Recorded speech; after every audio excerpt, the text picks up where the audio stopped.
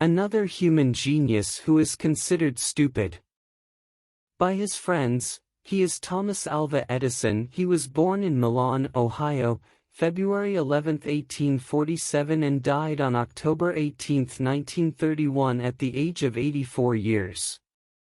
During his lifetime, he was considered a successful inventor, scientist, and entrepreneur. He has pocketed around 1,093 patents for his various inventions. During his lifetime, he was married twice. First with Mary Stilwell, who died in 1884 of a morphine overdose. Then the second in 1886 with Mina Edison until the end of his life in 1931.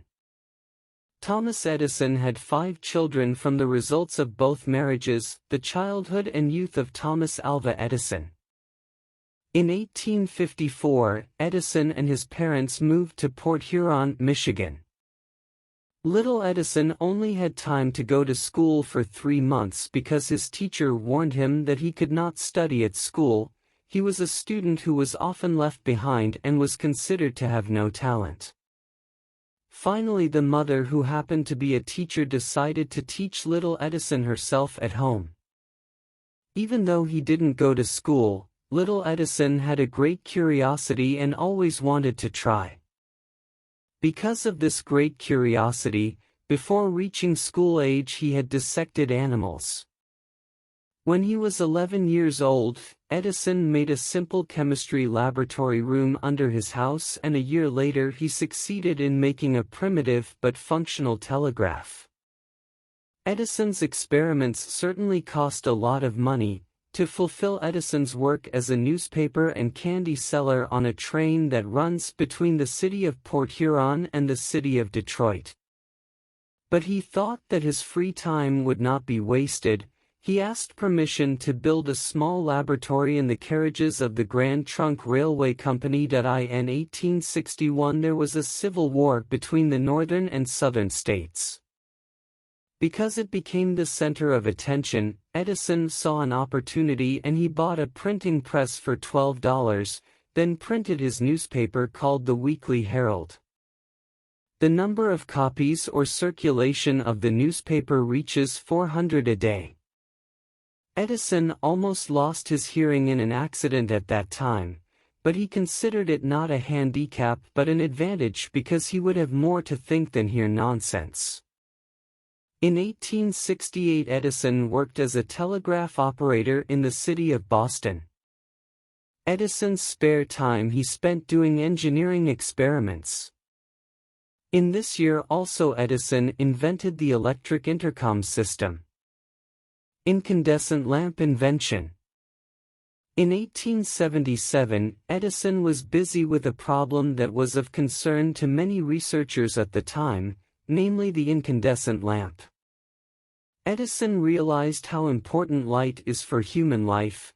By spending all his energy and time and money of $40,000 he experimented with making incandescent lamps for 2 years with the problem of how to find a material that glows when an electric current is applied but does not burn. The total material that Edison has tried is 6,000 ingredients. And finally, with hard work, on October 21, 1879 created the first electric incandescent lamp that can burn for 40 hours, another discovery and death of Thomas Alva Edison. The first patent that Edison got was an electric vote recorder, but no one was interested in buying it, so he made a commercial invention. His commercial invention was the developer stock ticker, which he managed to sell to the company for $40,000. With the money made from these sales, he created a company as well as a laboratory in Menlo Park, New Jersey. In this laboratory, Edison found various findings that changed the lifestyle of some people in the world. In 1877 he succeeded in creating the phonograph.